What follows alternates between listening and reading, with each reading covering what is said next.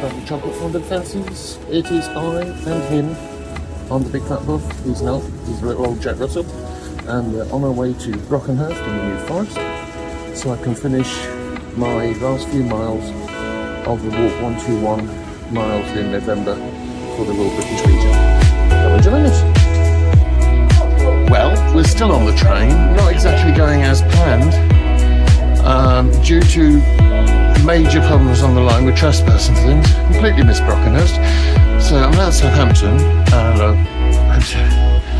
I've run as fast as I can, which is not possible in my case, with a dog and a stick and a dodgy back. So now on the next train, going back, this time to Brockenhurst. See you there, guys and gals. Well, here we are. Oh, bus. Finally at Brockenhurst station. You can just see train tracks there. It's been chaos on the trains today. Typical. The one day I decided to go. Well, now we've got the army going overhead. Hopefully you can pick up that Chinook. Flown in those many times in my day. And we're in Brockenhurst. Now, let's go across, hang on. Toby's been very patient. So we're going to go and find something to have for lunch. And then we're going out to, I think it's a place called Holland's Wood. To do these last few miles. I actually walked on the train and I've done a mile already. So, just up and down the aisle.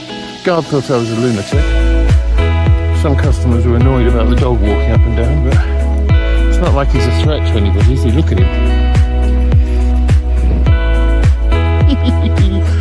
On we go. By the way, Brockenhurst is a very old town in the New Forest. To give you an idea, it's also a very busy town. There's the old railwayman's cottage house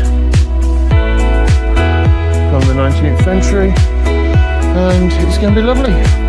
More later. As you can see, Brockenhurst really is a very quaint little town. That's where we're going to go and have a bite to eat in a second. The Absent Pony. Look at this, the Foresters Arms, famous forest pub. They've got a teepee. How fabulous is that? Oh, and a Blackgate signature van. But look at this, isn't this just the quintessential chocolate box thatched English cottage? Utterly beautiful. So, as I said, I've come to the Absent Pony. What a beautiful little outdoor space. And I'm going to have, see, the prices are not expensive, certainly not for the New Forest. And they do toasties, and what I've got, to hell with Burgundy and my diet today. I have got a toasted cheese and sweet onion muffin, which Sir is waiting for, followed by the remnants of an apple and blackcurrant crumble sort of flapjack. And here is the owner and operator. Lovely. Would you like to say a few words? I'm Hannah Bootle, and we started the Absent Pony in February this year, and we're a little family-run business. It's lovely to meet you. And it's lovely to meet you too, and you're so friendly, thank you. And I really love everything they've got. The vibe is just beautiful. Yes, most people go over there, and I'm not knocking it, the food is lovely, but I love supporting local businesses. So good luck to Hannah, and when you're in Brockenhurst, come and visit the Absent Pony. 8 till 5 every day, 9 till 4 on Sunday. And there's even a heater. A lovely little fire. It's beautiful. Thank you, Hannah. Thank you so much. Ciao, ciao. Well, I'm sorry about the noise, folks, but we are on the main road from Southampton through to Christchurch, Bournemouth and Poole, or Bournemouth, Christchurch and Poole, as I'm supposed to say. That food at Hannah's place, the Absent Pony, was amazing, so I'm going to repeat what I put in the previous little clip. If you're in the New Forest, do come and give her a visit. You can find her on Instagram at the Absent Pony. Her sister started the little trailer thing in her gap year with help from their parents. Now she's gone to university. Hannah's just finished her A-levels and has taken over, and she's doing a really, really good job. So we're walking through Brockenhurst. As you can see, it's not all chocolate box cottages.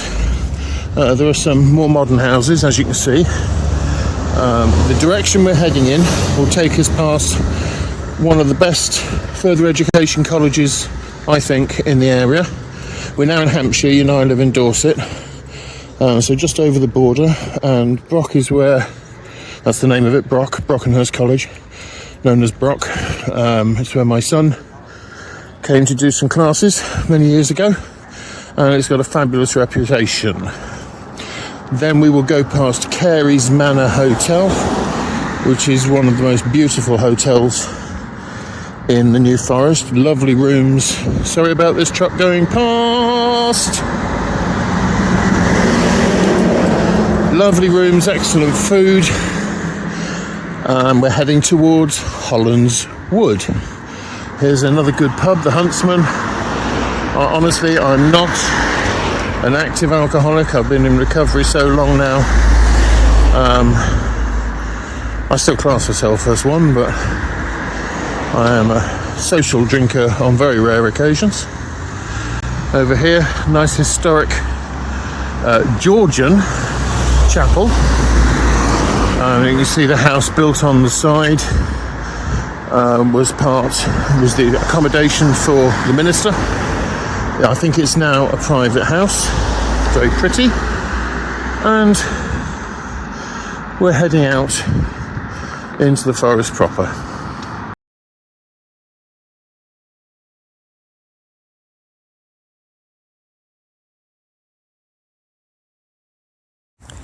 So here we are now, we're coming up to the entrance to the Carey's Manor. You can see it's really beautiful formal gardens, open to the public, which is nice.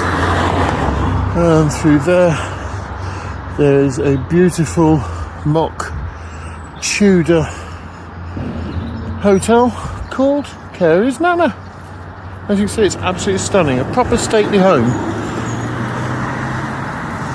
Converted, and there's your sign, Carey's Manor Hotel in Brockenhurst. Well worth a visit. You know, I've been doing this walk since the beginning of October. Sorry about the sun. Just for interest and to put some perspective on why I'm doing it.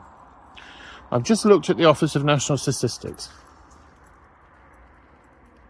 There are approximately 23,500 military veterans currently sleeping rough on the streets of the UK.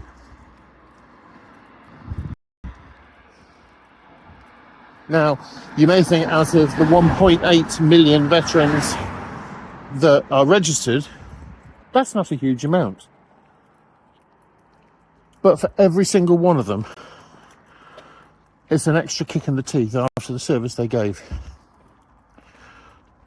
Most of them suffer with some form of mental health issue, mostly trauma from PTSD, and they need our help. So if you can, please click on the link, there's still time, and give what you can. If I'm a disabled man and I can do the walking, even though for the next couple of days I'll be flat on my back, having only just come out of hospital yesterday, then hopefully you can be kind too. And if you can't donate financially, because I fully appreciate that times is hard, we're all struggling, why not sign up and do the walk next year? The Legion will welcome you with open arms, and all the veterans will say thank you. So, change of direction. We haven't quite got to Hollands Wood because, as you can see, Toby is beginning to struggle a bit with his hoppies. So we're at Balmer Lawn, which is on the road into Bewley, where the National Motor Museum is.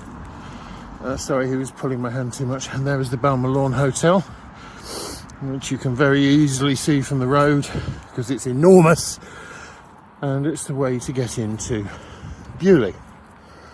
So there's a little Balmer Lake here. It's not usually a lake. In fact, it's running quite strong today. But we're going to go and see if we can get into the forest itself on the Bewley Road and see if we can find some deer and some ponies. Watch this. Here we are in Balmer, and as you can see, it's a mixture of all different shapes, styles, quality of houses. Very typical of the new, oh dear, A over T there. Very typical of the forest communities. A lot of them have cattle grids at their driveways to stop the horses, the deer and the cows getting onto their land, which is understandable. But wherever you go, there's always builders. Just trying to get this bit done as soon as possible because the road is very narrow. Believe it or not, it's two-way traffic. You saw the speed restriction sign, which is common throughout the forest to protect the animals, of course. But there's no pavement. Typical, it's the country. And a lot of people simply do not obey the rules. This car is, luckily, turn away so don't show his number plate. But we're now heading out, and that track ahead where the traffic cones are is where we're going to go. So there you go. For those of you who continually bleat on to me about you live in the New Forest but we never see the ponies, there are some of the world famous New Forest ponies in the forest, not on the edge, actually in it. I'll give you a little bit of history when I have a rest in a minute about the New Forest, the ponies, etc. Well, I've just done a great long spiel about the forest and the ponies and everything, and then realised I hadn't pressed record. Senior moment. Anyway, we're heading off to, I think it's called Top Hat, an area in the forest. We've just come through this plain here, as you can see. We're not going any further than that because having done the 6-7 miles, it'll probably be 10 miles by the time we get back. And Toby is beginning to struggle, and I must admit my back is beginning to give out. So, ponies, yes, and the New Forest. Let's start with the New Forest first. It's now recently got national park status, and well deserved too. And if I'm right, and I'm sure somebody will correct me if I'm not, it is the largest forested open space in England. It's absolutely stunning. You've got the villages that you've seen, you've got bigger towns, you've got so much history, anything from like the little villages and the ponies and all the other things to the National Motor Museum and Bewley Palace. Well worth a visit.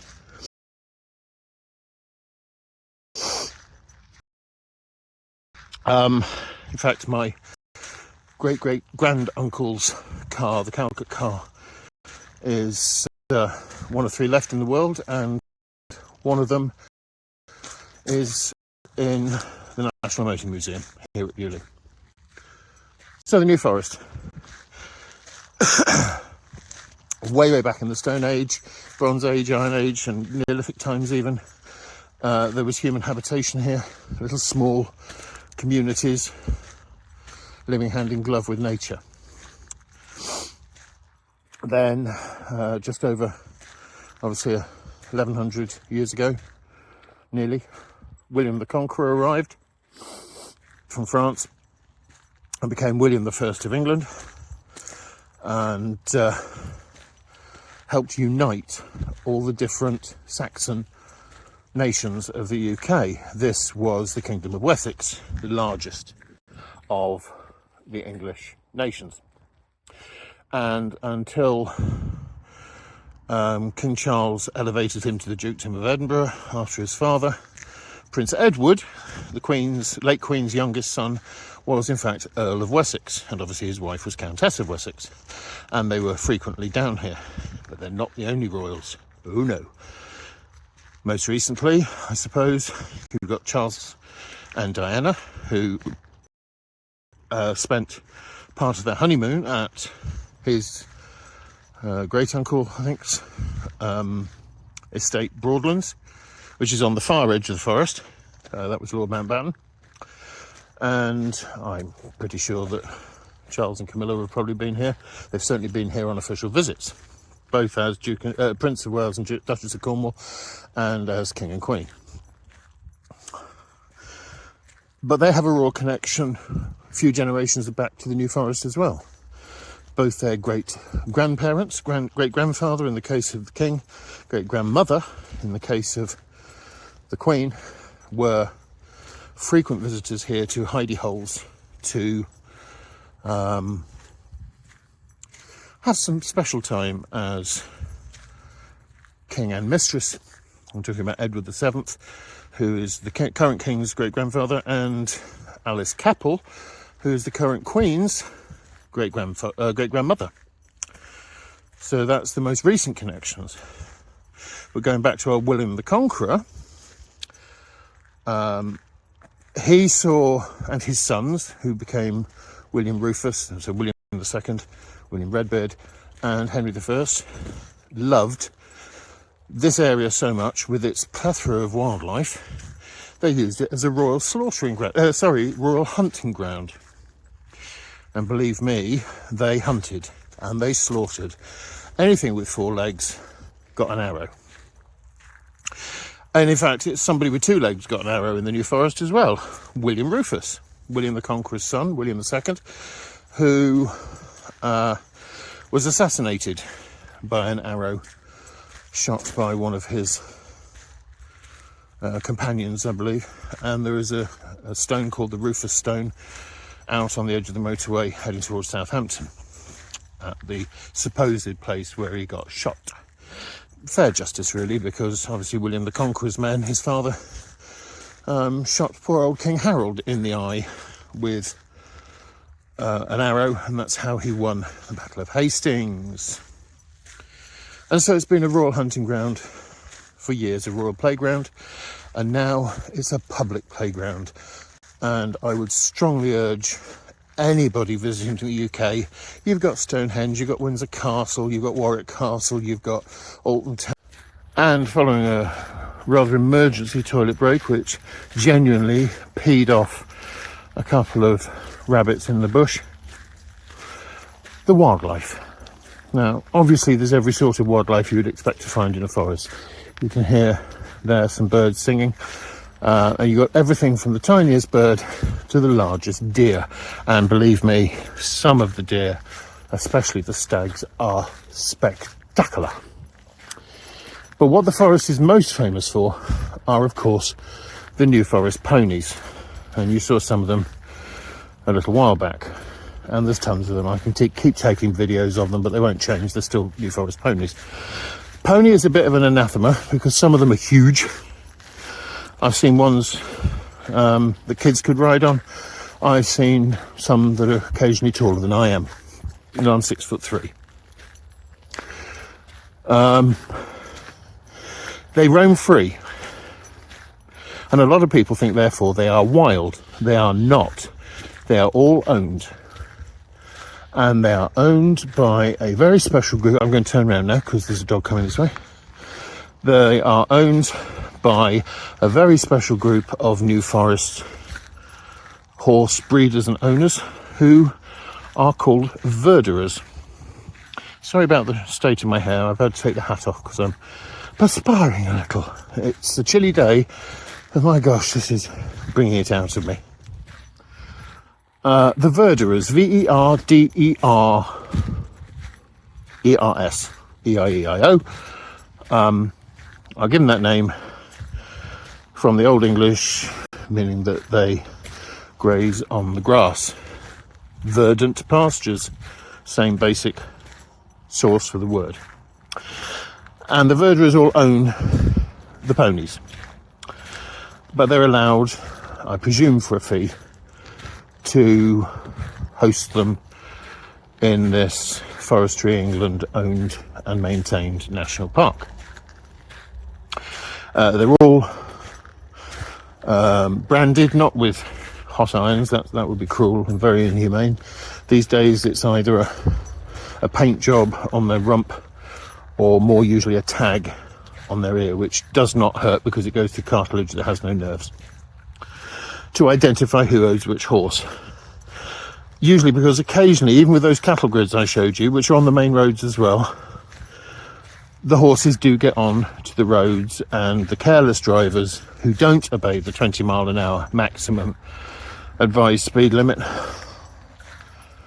collide with each other, and the horses usually end up worse off. Although I have seen numerous accidents, particularly along Rhinefield Drive, which I'll do another day, where cars and lorries have been written off by coming head on into a stag.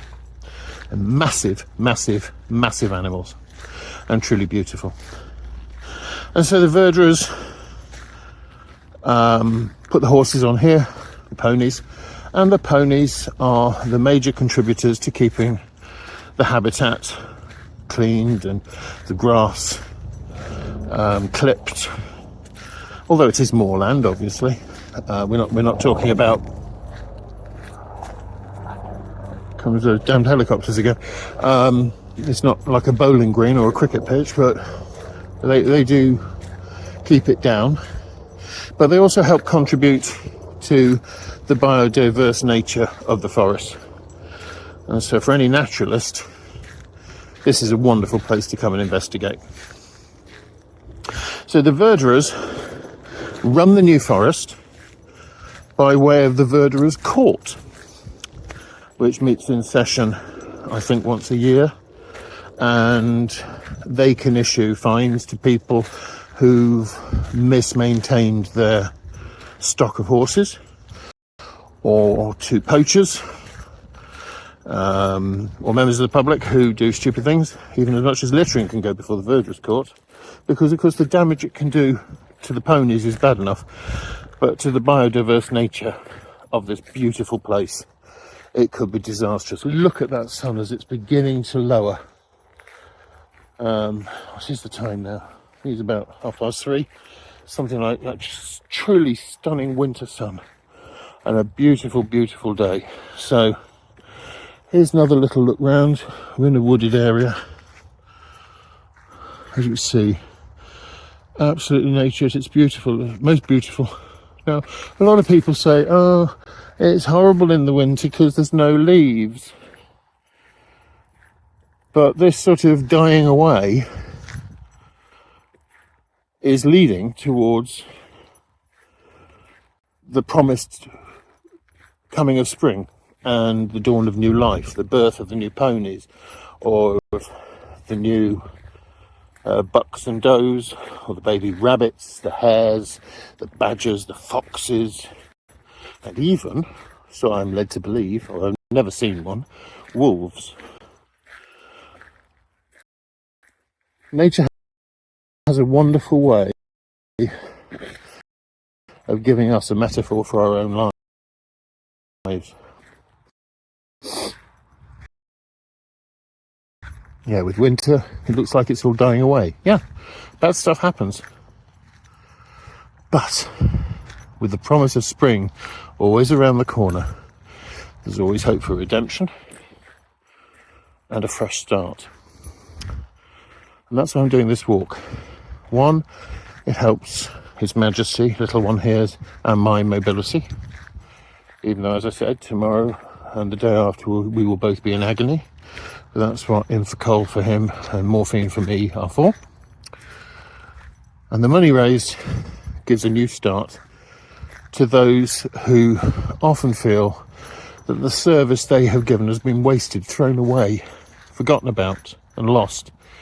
So again, for the last time, if you can, please click on the link, give what you can, and let's give our veterans, at the very least, a happy Christmas. And I wish that to you all as well. No doubt there'll be other videos before then, but from the New Forest, from Toby the Tiger Dog, and from me, Barry the Big Fat Puff from Poole, have a great day wherever you are. Get out,